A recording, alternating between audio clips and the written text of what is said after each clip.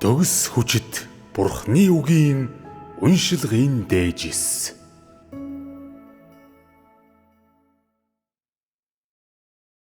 Ажил ба оролт. 7.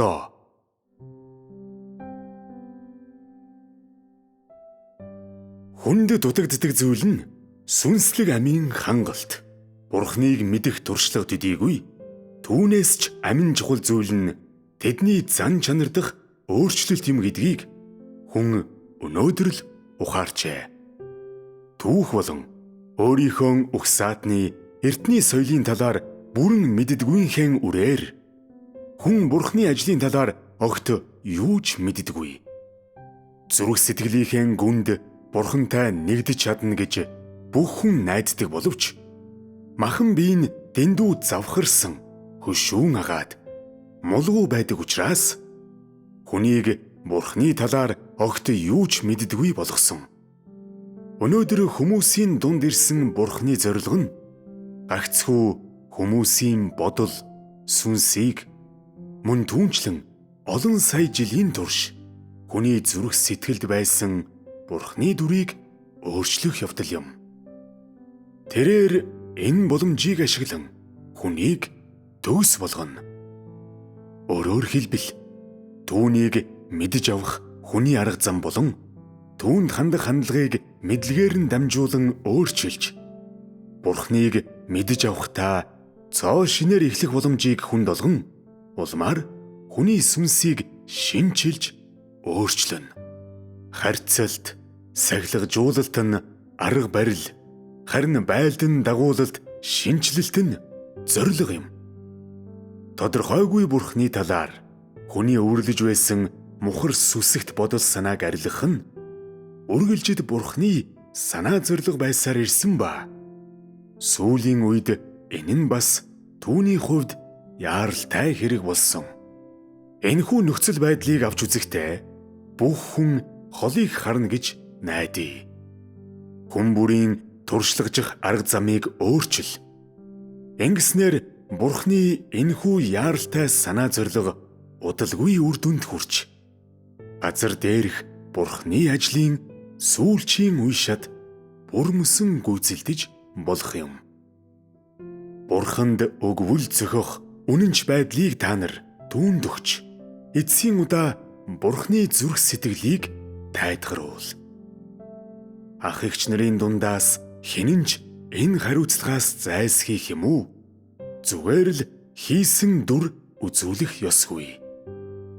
Бурхан энэ удаа урилгын хариуд болон хүний нөхцөл байдалд чиглэсэн хариу болгон мах бодод ирдэг.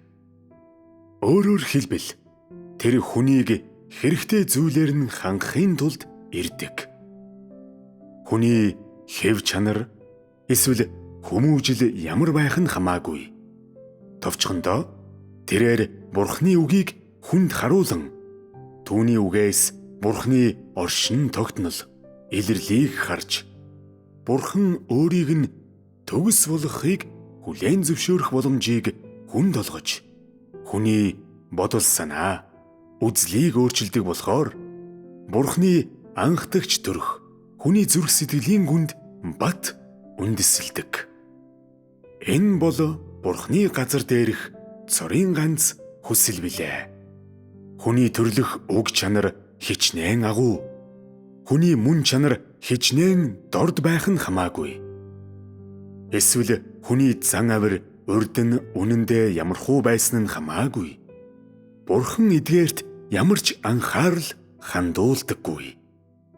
Хүн өөрийнхөө дотоод сэтгэл дэх Бурхны дүр төрхийг бүрэн шинчилж хүн төрлөختний мөн чанарыг мэдж авч улмаар хүний үзэл сурталын төлөв өөрчлөгдөн гэж л Бурхан найддаг. Тэгээд хүн Бурхныг зүрх сэтгэлийнхээ гүнээс хүссэн ирмэлцэж түүнтэй мөнхийн холбоотой байж чадна гэж найддаг. Энэ бол хүнд Бурхны тавьдаг цорын ганц шаардлага билээ. Хэдэн мянган жилийн турш үргэлжилсэн эртний соёл болон түүхийн тухай мэдлэг нь хүний сэтгэлгээ, үзэл болон оюун санааны төлөвийг нэвтэршгүй, задаршгүй болтол маш ягштал чанга битүүмжилсэн юм. Хүн тамийн 18 дахь хүрээнд амьдарч тэндээ яг л газар доорх гяндан руу бурхнаар цөлөгдөөд хизээч гэрэл хардаггүй мэт. Мөн Фёодлын сэтгэлгээ нь хүнийг маш их дарангуйсан болохоор арайхийн амьсгал нь боогдож байгаа мэт байдаг. Үүнийг эсэргүүцэх өчүүхэн ч хүч тэдэнд байдаггүй. Тэд дуугүйхэн төвчхээс өөрийг хийдэггүй. Хинч хизээж зөв шудраг байдал, шудраг ёсны төлөө тэмцэж, эсвэл үндийн босож зүрхлээгүй. Хүмүүс өдрөөс өдөрт, жилээс жилд феодал эзэдийн цохилт, хүчирхийлэл доор амьдныхаас дор амьдралаар амьдардаг. Хүний ертөнцид аз жаргал эдэлхийн тулд Бурхныг ирж хай гэж хүн хизээч бодоогүй. Хүн гандаж, хатаад, шаргалтан унаж буй намрын навчис шиг болтлоо зодуулсан мэт байдаг. Хүн ой санамжаа хэдийнэ алдаж, хүний ертөнц гэж тамд арга мөхөстөн амьдарч, энэхүү тамтайгаа хамт мөхөхийн тулд эцсийн өдөр ирэхийг хүлээн, хүссэн ирмэлцдэг эцсийн өдөр нь амар амгаланг эдлэх өдөр нь мэт байдаг. Феодлын ёс зүй хүний амьдралыг үхэгсдийн орон руу аваачиж, улмаар хүний эсэргүүцэх чадварыг сулруулжээ. Төрөл бүрийн дарангуйлал нь хүнийг алхамаар үхэгсдийн орон руу илүү гүн унгаж, Бурхнаас улам холдуулснаар өнөөдөр хүн Бурхныг огт танихгүй болсон бөгөөд таарлдах үедээ Бурхнаас зайлсхийхээр яарвчилдаг. Хүн урд нь түүнийг хизээж мэддэг байгаагүй мэт, мөн хизээж харж байгаагүй мэт түүнийг анхаардаггүй ба нэг талд ганцаарнг нь орхидог. Гэсэн ч Бурхан амьдралынх нь урт удаан аяны туршид хүнийг хүлээн өөрийн номхоршгүй уур омгийг хүн рүү хизээж чулуудалгүй, хүний гимшиж шинээр эхлэхийг л чимээгүйхэн ганцж үг хэлэлгүй хүлээсээр ирсэн юм. Бурхан хүний ертөнцийн зовлонг хүнтэй хуваалцахаар аль хэдийн хүний ертөнцид ирсэн. Хүнтэй хамт амьдэрсэн энэ бүх хугацаанд хинч түүний оршин тогтнолыг олж илрүүлээгүй. Бурхан биечлэн авчирсан ажлаа хэрэгжүүлэх зуура хүний ертөнцдөх ядуу байдлын зовлон зүдүүрийг чимээгүйхэн л төвчдөг. Тэрээр эцэг Бурханы хүсэл болон хүн төрлөختний хэрэгцээний төлөө төвчсээр байж, урд өмнө нь хүний хизээж туулж байгаагүй зовлонг туулдаг.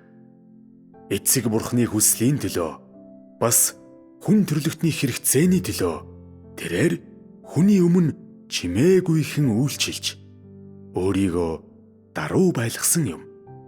Эртний соёлын талаарх мэдлэг нь хүнийг Бурханы өмнөөс сэмхэн хулгайлж, диаволуудын хаан болон түүний үр удамд өгсөн.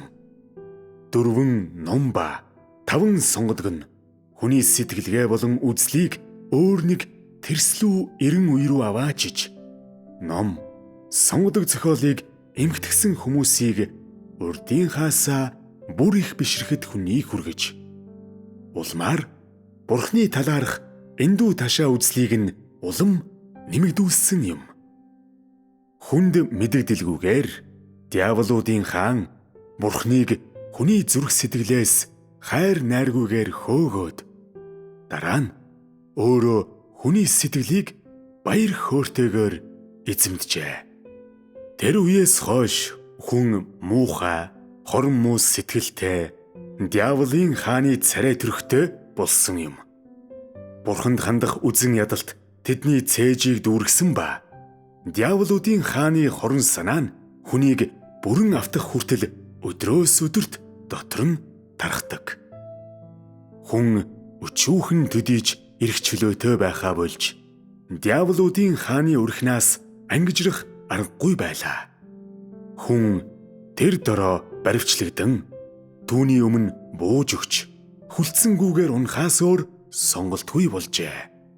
Аль эрт хүний сэтгэл зүрх нялх балчир хിവэр байх үед диаволуудын хаан бурхангүй үзлийн хавдрын үрийг суулгаж шинжлэх ухаан технологиг судалж дөрвөн шинжлэлтийг биелүүл дэлхий дээр бурхан гихч зүйл үгүй гих мэт төөрөгдлийг хүнд заасан. Түүгээрч зогсохгүй. Үйлдвэрлэлийн ажил хөдөлмөртөө түшиглэн сайхан эх орныг бүтээцгээе хэмээн боломж олдох бүрд хашгирч улс орныхон төлөө үнэнчээр зүтгэхийн тулд бага наснаасаа эхлээд бэлтхийг хүн нэг бүрээс шаарддаг. Хүн өөрийн эрэхгүй түүний өмнө хүргэгдсэн бөгөөд тэр эргэлзэлгүйгээр бүх гавьяаг нь өөртөө авсан. Түүнд ичих мэдрэмж хизээж байгаагүй. Түүнчлэн энэ нь бурхны ардыг ичхүүр сонжуургүйгээр булан авч гэрлүүгээ буцаан чирээд ширээн дээр хулган шиг үсрэн гарч хүнээр өөрийгөө бурхан мэт шүтүүлсэн. Тийм цөхөрсөн амьтан. Энэ нь дэлхий дээр бурхан гихч зүйл байхгүй. Салхи байгалийн хуулийн дагуу хувирлаас үүсэн гардаг. Ус ууршиж хүйтэн агаарт гарах үедээ конденсацлагдан газар дээр бороо болон тусалдаг. Газар хөдлөлт бол геологийн өөрчлөлтөөс үүдэн газрын гадарга чичрэх явдал юм. Нарны гадаргуу дээрх цөмийн дэлбэрэлтээс болж үүссэн агаарын хуурайшлын улмаас ган гачиг болдог. Эдгээр нь бүгд байгалийн үзэгдэл. Хаан нь бурхны үйл хэрэг байгаа юм бэ гэх мэт зочирдмоор ховжив хашгирдаг. Тэр ч бүхэл дараахтай адил ичхүүргүй үг хэллэг хашгирдаг хүмүүс ч бий. Хүн эрт цагт бичнээс хувьсаж бий болсон ба өнөөдрийн дэлхийн ертөнц ойролцоогоор олон зуун жилийн тэртех хүй нэгдлийн нийгмээс залгамжлан бий болсон. Улс орон хөгжин цэцэглэж уруудан доройтох хэсэг нь бүхэлдээ ард түмнийх нь гарт байдаг. Ардуур нь диаволын хаан өөрийгөө тахиулж шүтүүлэхийн тулд хүнээр өөрийгөө ханан дээр үлгүүлэх юм уу? Ширээн дээр тавиулдаг. Ямар ч бурхан байдаггүй хэмээн хашгирахын зэрэгцээ. Энэ нь өөрийгөө бурхан болгон тавьж бурхныг газар дэлхийн зах хязгаараас цааш бүдүүлгээр түлхэх зураа бурхны оронд зогсож диаволуудын хааны үүрэг гүйцэтгэдэг. Үнэхээр эрүүл ухаангүй. Энэ нь хүнийг өөрийг нь голдоо ортол үзэн ядахад хүргэдэг. Бурхан тэр хоёр заналт дайснууд бөгөөд зэрэгцэн оршиж чадахгүй мэт санагддаг. Энэ нь хуулиас гадуур эрх чөлөөтэй хэрэн хэсэг зураа бурхныг хөөн зайлуулах арга сийлж байдаг. Үнэхээр диаволуудын хаан. Бид үүний оршин тогтнолыг яаж твчиж болох юм бэ? Энэ нь бурхны ажлыг уймуулж бүрэн эмх замбраагүй болгож орхих хүртлээр амрахгүй бөгөөд эцсээ хүртэл үхэгсэхээ үзэн бурхныг эсэргүүцхийг хүсэж байгаа мэт. Бурхныг зориуд сөргөж улам ойртон давшилдаг. Жигшүүрт царай хэдийнэ бүрэн ил болсноор энэ нь одоо гэмтэж навсайсан хүнд бэрх байдалд орсон ч бурхныг үзэн ядах нь багсалгүй. Ганцхан өмхөлтээр бурхныг залгиснаар л зүрх сэтгэлдээ хураасан үзэн ядалтаа арилгаж чадах юм шиг байдаг. Бурхны энэхүү дайсныг бид яахан твчиж чадах вүлээ? Үүнийг үндсээр нь устгаж бүрэн сөнөөж байж л амьдралын маань хүсэл биелнэ. Галзуурсан мэт явахыг нь яаж зөвшөөрч болох юм бэ? Хүн тэнгэр нарыг мэддэггүй, үхэнц, мэдрэлгүй болох хүртэл энэ нь хүнийг завхруулсан юм. Хүн хэвийн хүний эрүүл ухааныг алдсан. Ирээдүйн төлөөх бүх санаа зовнилыг арилгаж, Бурхны ажлыг урд өмнө үзэгдээгүй сүр жавхланд хурдхан хүрэхийн тулд үүнийг устгаж, шатаахад бүхий л оршихуйгаа зориулж яагаад болохгүй гэж. Энэ өөдгүй бүлэг итгээд хүний ертөнцид ирж үймэн самун үүсгсэн. Тэд бүх хүнийг ангалын ирмэгт аваачиж, тэднийг доош түлхэн хідэн хэсэг болгоод дараа нь цогцсыг нь залгихаар нууцхан төлөвлөсөн. Тэд Бурхны төлөвлөгөөг нураахаар дэмий найдаж, Бурхантай тэмцэлдэн эрсдэлтэй бооцоонд бүхнээ тавьдаг. Энэ нь яавч амархан биш. Эцсийн эцэст хамгийн жигшүүрт гэмт хэрэг үйлдсэн диаволын хаанд зориулсан загалмай бэлтгэгдчихсэн. Бурхан загалмайд харьяалагддаггүй. Тэрээр үүнийг диавол руу аль хэдийн шидчихсэн. Бурхан аль эрт ялгууснаар гарч ирээд хүн төрлөختний нүгэлд харамсан гашуутхаа болсон боловч бүх хүн төрлөختөнд аврал авчирна.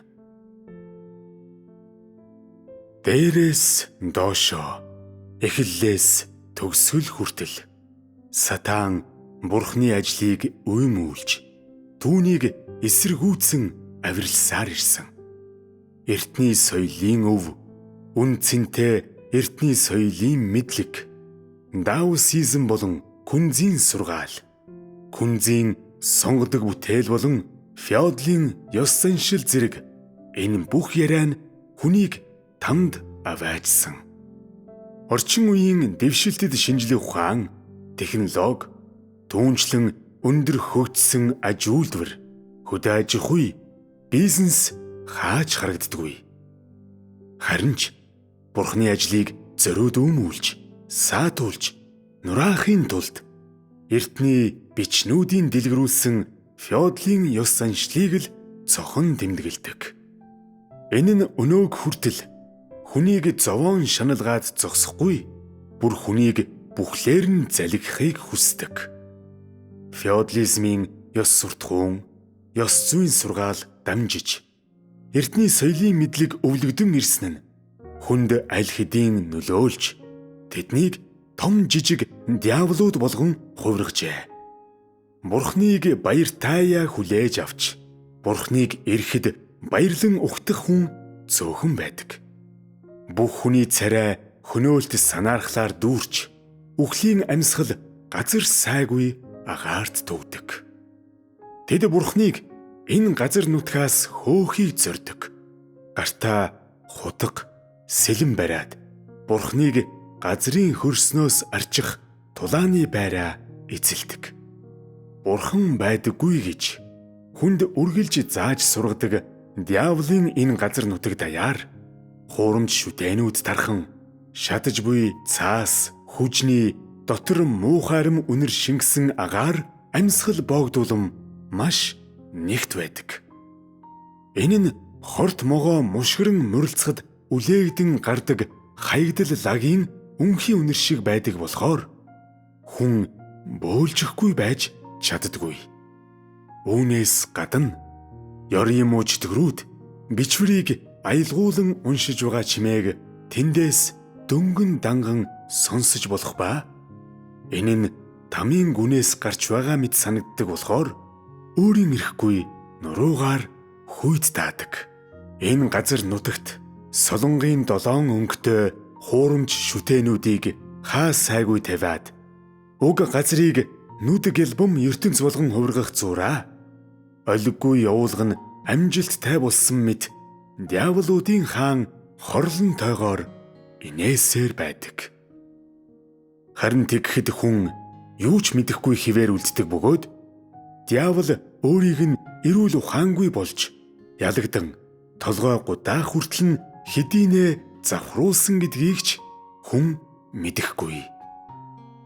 Диавол Бурхны бүх юмыг нэг цохилтоор л бүр мөсөн устгаж түүнийг дахин доромжилж хөнөөхийг хүсдэг. Тэгээд түүний ажлыг нурааж үүмүүлэхээр санаарахдаг. Энэ тэнцүү байр суурьтай байхыг энэ нь яаж Бурханд зөвшөөрч чадах вүлээ? Газар дээр хүмүүсийн дундах ажилд нь Бурхан хөндлөнгөөс оролцохыг яаж төвчж чадах вүлээ? Жигшүүртэй нүүр царайг нь илчлэхийг Бурханд зөвшөөрч яах нь чадах вүлээ? Өөрийнх нь ажлыг замбраагүй болгохыг Бурханд зөвшөөрч яах нь чадах вүлээ? Уур хилэн нь буцалж буй энэ диавол газар дээрх хаан тусхийн шүүхийг захирахыг Бурханд зөвшөөрч яах нь чадах вүлээ? Бурханы дээд хүчинд дуртаяа бүхийж яах нь чадах вүлээ? Түүний жигшүүрт үнэн төрх юу вэ гэдэг нь илчлэгдсэн. Иймээс хүн инээх үү, уйлах уу гэдгээ мэдхээ болдог ба энэ талаар ярихад үнэхээр хэцүү. Үүний мөн чанар энэ биш гэж үү? Муухай сэтгэлтэй тэрээр өөрийгөө итгэхийн аргагүй үзэсгэлэнтэй сайхан гэж итгэсээр байдаг. Гэмт хэргийн хамсаатнуудын бүлэг. Тэд зугаа цэнгэлд өмж, үүмэн самун өдөөхийн тулд мөнх бус ертөнцид буун ирээд маш их үүмэн дэгдээдэг болохоор дэлхийн ертөнц хувирамдгай, тогтворгүй газар болж хүний зүрх сэтгэл айдас хүйдэс төвшүүрээр дүүрдэг бөгөөд тэд хүнээр маш их тоглосон болохоор хүний царай талын догшин араатных шиг туйлын муухай болж анхдагч ариун хүний эцсийн улмөр арилсан юм. Тэр чи бүхэл тэд газар дээрх дээд эрх мэдлийг авахыг хүсдэг. Тэд арай ядан урагшилтал нь Бурхны ажилд маш их саад хийдэг бөгөөд хүнийг зэс, ган, хан мэт чанд битүүмжилсэн. Маш олон ноцтой нүгэл үйлдэж, маш их гамшиг учруулж хаад тэд гисхээлтээс өөр зүйл хүлээж яаж чадна вэ? Чөтгөрүүд болон муу ёрын сүнснүүд хэсэг зуур газар дээр галзуурсан мэт гүйж, Бурхны хүсэл болон ууггүй хичээл чармаалтын аль алийг нэвтэршгүй болтол нь чанд битүүмжилсэн. Энэ бол үнэхээр аимшигт нүгэл. Бурхан яаж санаа зовхгүй байж чадах юм бэ? Бурхан яаж хэлэгнэхгүй байж чадах юм бэ? Тэд Бурхны ажилд ноцтой саад учруулж, үүнийг эсэргүүцсэн. Дэндүү тэрслүү. Том жижиг тэр чөтгөрүүд илүү чадалтай диаволын нүмер нөөлөгт сагсуурч түүвэж эхэлдэг. Үннийг мэдээд ч тэд зориуд эсэргүүцдэг. Энэ тэрслүү хөвгүүд.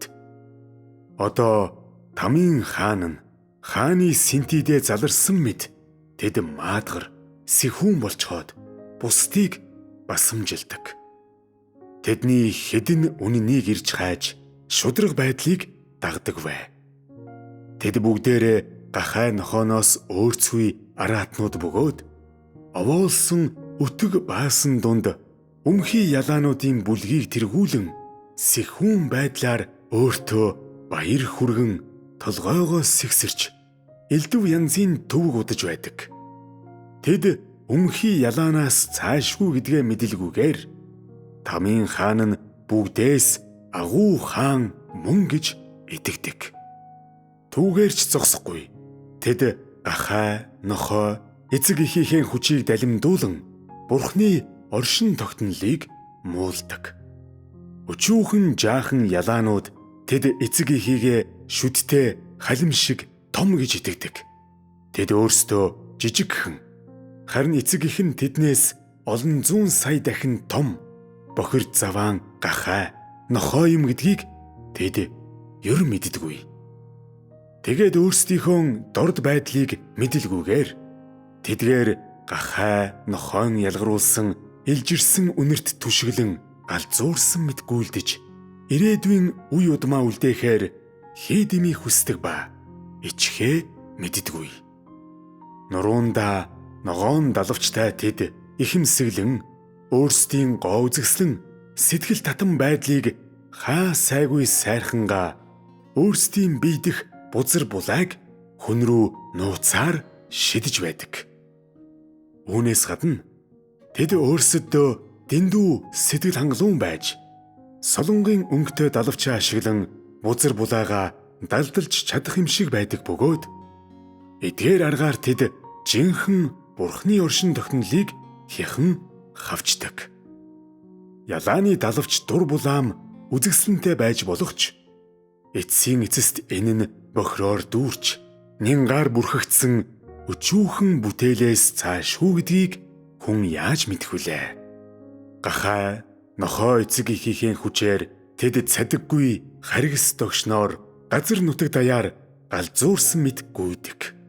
Бурхныг хяхан хавчдаг шашны албан тушаалтнууд улс орны засгийн газрын хүчтэй дэмжлэгт түшиглэн жинхэнэ бурхан болон үнний эсрэг тэрсэлдгийг энэ нь хэлж байна.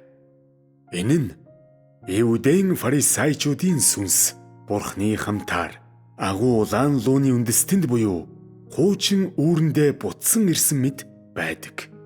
Тэд хавчлагын өөр нэг хэсгийг эхлүүлэн хэдэн мянган жилийн өмнөх ажлаа үргэлжлүүлсэн. Доройтмол энэ бүлэг хүмүүс эцэстээ газар дээр мөхөн лавтай. Хэдэн мянганы дараа бузар сүнснүүд нь бүрч их залжин овжин болсон харагдаж байна. Тэд бурхны ажлыг нууцаар нураах арга замыг байнга бодож байгаа. Элбэг дэлбэг арга зал ов мэхээрээ тэд хэдэн мянган жилийн өмнөх эмгэнэлт явдлыг эх орондоо дахин тоглохыг хүсэж бурхныг бараг хашгиртал нь өдөөн хатгадаг бөгөөд бурхан тэднийг ор мөргүй устгахаар 3 дахь тэнгэр лүү буцахаар байж яддаг.